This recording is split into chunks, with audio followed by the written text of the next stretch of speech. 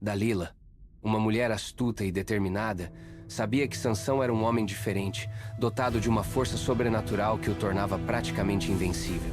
Ela esperou o momento certo, quando Sansão estava completamente relaxado e adormecido em seu colo, envolto pela tranquilidade da noite. Enquanto Sansão dormia profundamente, alheio ao perigo, os homens começaram a cortar cuidadosamente seus longos cabelos, fio a fio. Cada mecha que caía no chão representava a perda gradual da força que Deus havia concedido a ele desde o nascimento. Dalila, com um misto de ansiedade e determinação, sussurrou: Sansão, os filisteus estão vindo para te capturar! O som de sua voz despertou Sansão de um sono profundo, trazendo-o de volta à realidade. No instante em que abriu os olhos, Sansão sentiu algo estranho. Uma fraqueza incomum o dominava, como se uma parte vital dele estivesse desaparecendo.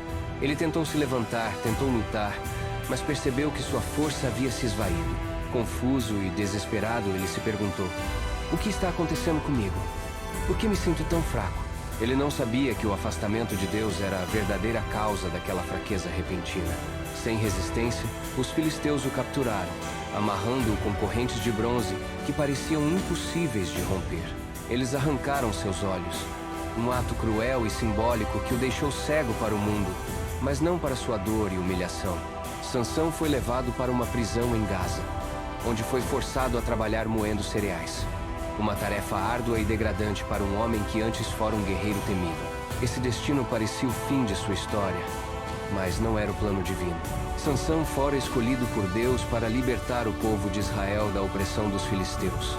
Mas sua fraqueza diante das tentações humanas o afastou daquele propósito. Ele havia se deixado levar por seus desejos e paixões, e isso custou caro.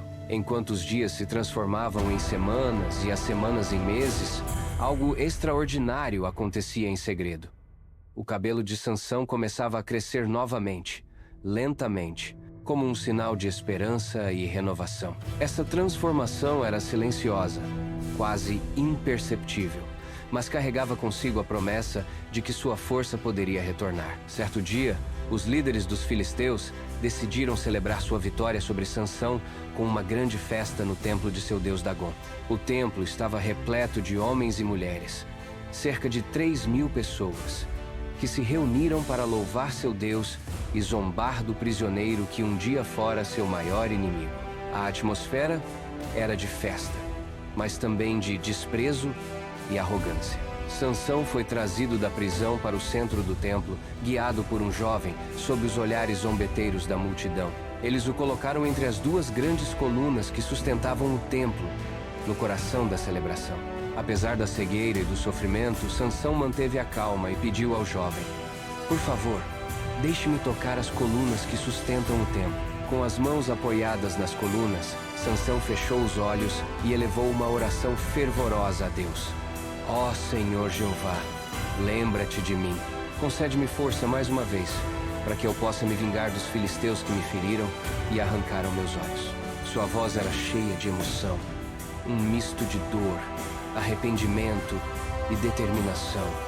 Deus ouviu sua súplica.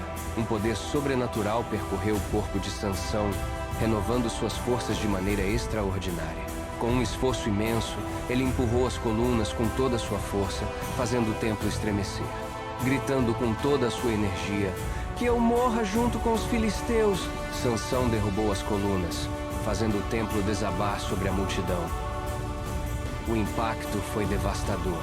O templo desabou completamente, matando os governantes filisteus, os milhares de homens e mulheres presentes e o próprio Sansão. Naquele momento, ele cumpriu seu destino, derrotando mais inimigos em sua morte do que em toda a sua vida. Após a tragédia, seus irmãos israelitas vieram buscar seu corpo e o sepultaram em Zorá e Estaol, próximo ao túmulo de seu pai Manoá.